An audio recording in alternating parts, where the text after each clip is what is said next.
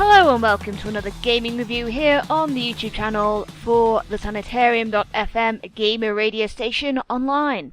I am the predicted Cyborg, and today I'll be looking at a space shoot-'em-up game called Cyborg Rage, released by Ragiva Games, I think I've pronounced that correctly, on Steam through publisher Black Shell Games. So, what is this game about? The game contains both single-player and multiplayer modes, and the single-player allows you to play in either matches or go through the storied campaign mode. It follows the journey of space criminal Craig and his friend/follower, android Aiden, as the place they inhabit is attacked by unknown forces, and they steal military starships to find their way through the attacking ships and find a way to safety. Eventually, they find their way to a nearby military base and meet Jillian, who recruits them into the base's defense force.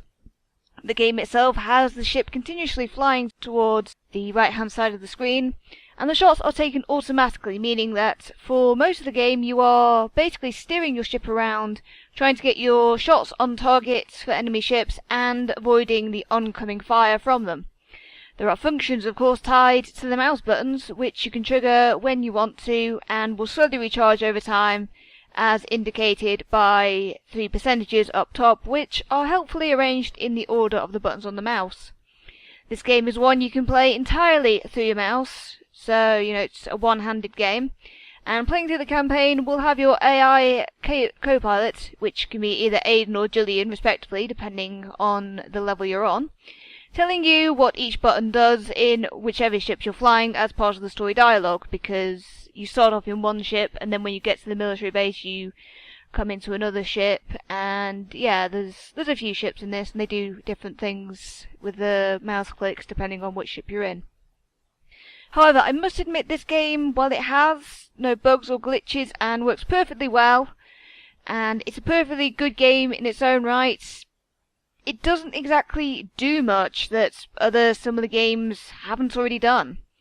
The space attack shooter thing has been done to death already, and I can think of at least one other game like this that I've played in the past that I enjoyed an awful lot more, because it offered a bit more variety in what was going on and you could shoot in multiple directions, whereas this is just sort of oncoming waves that you need to shoot down or dodge or whatever.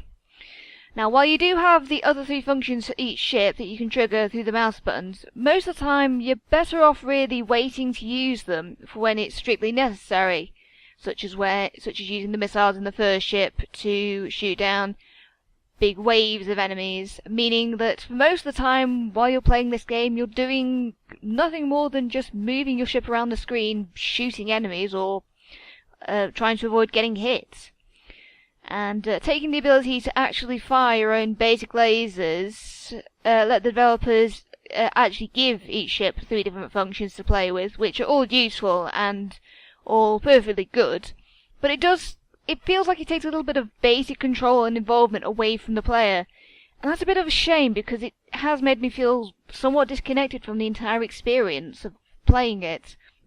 And makes me feel a little less awesome than I otherwise would do playing this sort of game.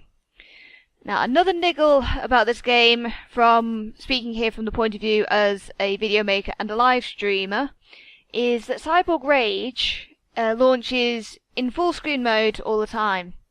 There's no option to make this game windowed, and the options you do get either tweak the graphics slightly in quality, or just basically turn music or the game sounds on or off. There's no variety in volume, it's literally just on or off, and it's a little bit limited really, because sometimes, if you're filming something you still want to have game music in the background, but at a lower level so people can actually hear what you're saying. And related to this little niggle is that because it launches in full screen all the time, it's a bit of a pain to actually record or stream at all. I mean, most of what you're watching here has actually come from me having to basically screen capture the entire display of my monitor just to get it to show up. Not even the option in OBS that would let me capture a full screen game or even lock onto the window would actually let me record this game as anything other than a black screen. The sound came through fine, just couldn't get the actual visuals. So basically, if you want to record or stream this game at all, you're going to have to you're gonna have to capture your entire display. I mean, maybe there's a way to do it that I didn't find, but I certainly couldn't do it through either XSplit or OBS. And because of that, this means that what you're seeing here is me playing this game in offline mode on Steam, which basically meant I had to go into the offline mode, and I had to also go through all my messaging like Skype and Discord, and I had to basically mute everything and set everything to not show notifications or messages, because if I had actually been trying to record this online, you'd probably see like numerous little messages popping up and little boxes saying who's playing what on Steam, and it would have messed up the recording. And that's if you're trying to make a video like this, that's not really what you want to do, because YouTube and Twitch are such big things at the moment. Not being able to do that with a game kind of limits the exposure that this game is going to get, which really is a little bit of a shame. And also, if you're live streaming, especially on Twitch, because it's full screening, if you're a streamer who only has a single monitor like myself, it's really not great for keeping an eye on the chat and interacting with your audience, which is kind of something that a live streamer really needs to do, because one of the points of live streaming a game is that people watching can actually interact with you as you're playing the game. That's the point of it. So again, it's not great from a streaming point of view. That being said, the game is only £3.99 in the UK and $4.99 in the US. It's not an expensive game, and if you're just looking for something to play by yourself or with a friend, you're not planning to make a video or to stream it or anything, you're not going to be wasting money. This is a game, there's a challenge to it, it will take you a little while to progress through the campaign, and you will probably have fun with it if this is your genre. Just don't really go in expecting something terribly mind-blowing for this price either. What you see is what you get. It is your basic space shooter that's been done quite a few times already, and although the story is good, as I say, it's not, I hate to say it, but there's not really much special to it. But it is still a very good, it's still a good game, and it's still very well made, so, kudos for that. And so, that does it for this review.